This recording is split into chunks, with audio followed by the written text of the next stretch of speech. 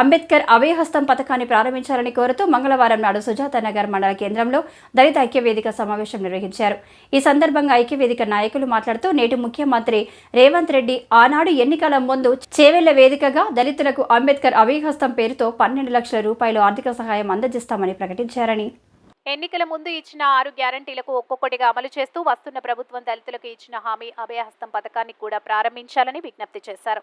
ఆనాడు షెడ్యూల్ కులాలు మరియు వెనుకబడిన తరగతుల ప్రజల ఆర్థిక స్థితిగతులను గమనించిన డాక్టర్ బిఆర్ అంబేద్కర్ రాజ్యాంగం ద్వారా రిజర్వేషన్లు కల్పించారని, ఆ రిజర్వేషన్ల ద్వారా ప్రతి సంవత్సరం ఎస్సీ కార్పొరేషన్ పేరుతో దళితులకు ఎంతో కొంత ఆర్థిక వెసులుబాటు కలిగేదని, నాటి బీఆర్ఎస్ ప్రభుత్వం దళిత బంధు పేరుతో కార్పొరేషన్ రుణాలను పూర్తిగా నిలిపివేసిందని, 2017 నుండి కార్పొరేషన్ ద్వారా రుణాలు మంజూరైనటువంటి ఎంతో మందికి సబ్సిడీ ఇంకా మంజూరు కాలేదని, ఆ యూనిట్లు లబ్ధిదారులకు అందేలా ప్రభుత్వం చొరవ తీసుకోవాలని అన్నారు.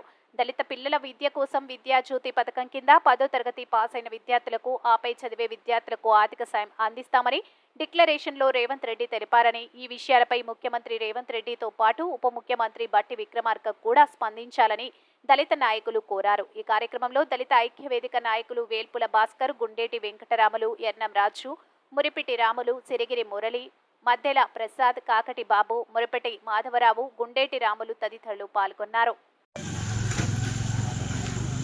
గౌరవనీయులు మన రాష్ట్ర ముఖ్యమంత్రి వర్యులు యనమల రేవంత్ రెడ్డి గారికి ఈ యొక్క భద్రాద్రి కొత్తగూడెం జిల్లా సుజాత్ నగర్ మండలం దళిత ఐక్య వేదిక సమితి ద్వారాగా మా యొక్క సమస్యలను మీ ముందుకి తీసుకొస్తున్నాం సార్. గత ప్రభుత్వం బీఆర్ఎస్ పార్టీ దళిత బంధువుగా 10 లక్షల రూపాయలు ఇచ్చారు. ఒక విడతలో 2 విడతల ఎలక్షన్లు వచ్చాయి.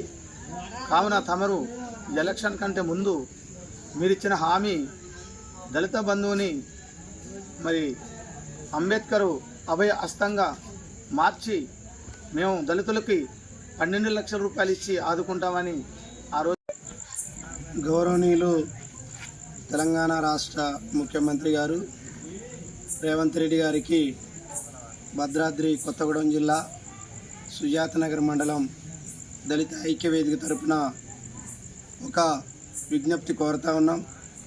గతంలో బీఆర్ఎస్ పార్టీ దళిత బంధు పేరుతోని ప్రతి దళిత కుటుంబానికి 10 లక్షలు ఇస్తామని చెప్పేసి ఒక పథకాన్ని తీసుకొచ్చి, ఆ పథకం ద్వారా ఫస్ట్ విడతలో కొంతమందికి అందజేసి 2వ విడతలోనే మరి అందజేస్తామని చెప్పేసి ఆ యొక్క పథకం అక్కడ ఆగిపోవడం జరిగింది. తర్వాత ఏదైతే ఇప్పుడున్నటువంటి ముఖ్యమంత్రి గారు అప్పుడున్నటువంటి అసెంబ్లీ ఎన్నికల ముందు మరి ప్రతి దళిత కుటుంబానికి బీఆర్ఎస్ పార్టీ 10 లక్షలు ఇచ్చిందిగా, మరి అదే పద్ధతిలో మేము కూడా ఆ దళిత బంధు పేరును మార్చి అంబేద్కర్ అభయహస్తం పేరుతోని 2 లక్షల రూపాయలు జోడించి 12 లక్షల రూపాయలు ఇస్తామని చెప్పేసి వాగ్దానం చేశారు. అదే పద్ధతిలో ఈ రోజున మేము వారికి విజ్ఞప్తి చేస్తూ ఉన్నాం. మరి మీ ప్రభుత్వం వచ్చి మరి 8 నెలలు కావస్తూ ఉన్నది. అనేక పథకాలు మీరు ఇచ్చినటువంటి గ్యారంటీలు ఒక్కొక్కటిగా అమలు చేస్తూ వెళ్తున్నారు. కానీ మీరు ఇచ్చినటువంటి అంబేద్కర్ అభయహస్తం పథకం కూడా దళితుల ఆర్థిక స్థితిగతులను గమనించి పథకాన్ని ప్రారంభించాలని చెప్పేసి మేము సుజాతనగర్ మండలం దళిత ఐక్య వేదిక తరపున మిమ్మల్ని కోరుతా ఉన్నాం. అదే పద్ధతుల్లో ఏదైతే 2017 నుంచి మరి ఎస్సీ కార్పొరేషన్ రుణాలు మరి గతంలో ఏ ప్రభుత్వం ఉన్నా కానీ నోటిఫికేషన్ వచ్చి మరి అనేక మందికి లబ్ధి చేకూర్చున్నటువంటి మరి ఎస్సీ కార్పొరేషన్ రుణాలు పూర్తిగా ఆగిపోయిన పరిస్థితి. మరి మీరు వెంటనే దీనిపై స్పందించి ఎస్సీ కార్పొరేషన్